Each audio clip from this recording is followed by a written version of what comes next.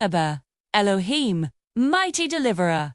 We rise early at the spring of decision, where Duke kisses the ground and obedience is tested. You see us not by our numbers, but by our surrender. Strip away our pride, prune our confidence in flesh, until only trust remains laneless and listening. At the spring of Herod, a new day dawns. Soft golden light touches the still water where Gideon stands. Behind him, thousands of men, once a mighty army, begin to fade into the hills, returning home. Only a small, watchful band remains. God's plan is already in motion, and it begins with subtraction, not addition. He calls back the fearful without shame, teaching us that true courage is not loud noise but quiet resolve. You lead us to the waters of discernment, where posture reveals the heart. Make us, like those who drink watchfully, eyes lifted, hands cupped, spirits awake. Choose us not for our size, but for our readiness. Train our instincts to remain vigilant even while receiving. See them at the stream? Some kneel down, burying their faces in the water, their guard completely down. But others, a select few, cup the water in their hands, lapping it like a dog, their eyes still scanning the horizon. Gideon watches quietly. This is the second test. God isn't looking for the strongest, but the most aware. He is choosing the vigilant. With the few, you promise the impossible.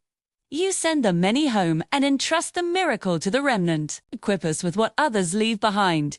Provision, trumpet, and calling. Teach us that what seems empty may conceal fire. What you reduce, you empower. What you conceal, you ignite. Now, only 300 men remain. The rest of the army, 22,000 strong, have gone. Then another 9,700. Just 300. But these are God's chosen. Sink. They hold simple clay jars with torches hidden inside. Shofars, ram's horns, are slung over their shoulders. Night begins to settle in, and with it, a divine strategy. In the dark hours, when fear whispers, you invite us closer, not farther away. You speak through enemy dreams, turning their confidence into confusion. Let our enemies prophesy our victory without knowing it. Even in foreign territory, your voice travels. That night, God tells Gideon, "If you are afraid, go down to the camp with your servant Purah." So, under the cover of darkness, Gideon and Purah creep near the sprawling Midianite camp.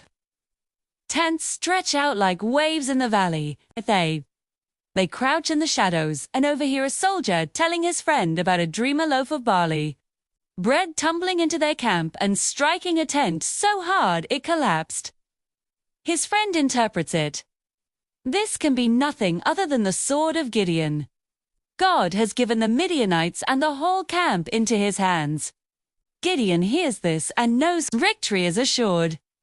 We bow in worship before the battle begins, because praise precedes proof.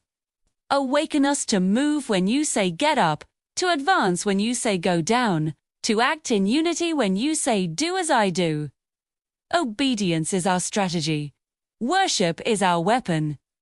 Hearing the enemy's fear, Gideon's first response isn't to draw a sword, but to bow his head in worship. His confidence is restored, not in his army, but in his God. He returns to his 300 men, his face full of resolve, and gives them their strange and simple instructions. He divides them into 3 companies, ready to enact a plan that makes no military sense, but is rooted in perfect faith. We surround the camp in faith, standing firm in our assigned places.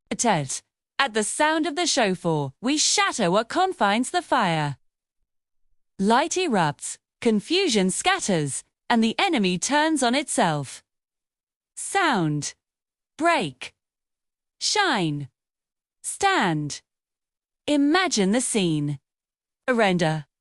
The stars, the 300 men take their positions, surrounding the massive Slothing camp. Then, on Gideon's signal, a single, coordinated moment of chaos.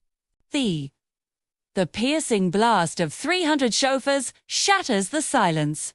The clay jars are smashed, and suddenly, the darkness is pierced by 300 blazing torches. The men shout, "A sword for the Lord and for Gideon." The Midianites, waking in terror and confusion, see lights and hear noise from every direction. They believe they're surrounded by a vast army, and, in their panic, they begin fighting each other. You cause flight where there was threat, pursuit where there was pressure, and unity among tribes, once distant. You seize the waters ahead of us, cutting off escape routes of oppression. Every Oreb and Zeb falls at its appointed place. What you name, you end. What you judge, you'll remove. The entire Midianite army flees in chaos. Gideon sends messengers to the other Israelite tribes, who now join the pursuit, cutting off the enemy's escape at the Jordan River.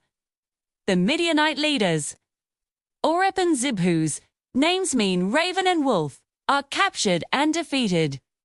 God's judgment is precise and complete. 2. The victory belongs not to the 300, but to the God who armed them with trumpets and torches. Now we gather all these petitions as one offering, faith refined by reduction, obedience sharpened by surrender. Courage awakened in the night, victory released through worship and unity, and we seal them together in the authority, the triumph, the light, and the everlasting name of Yeshua the Messiah. Amen.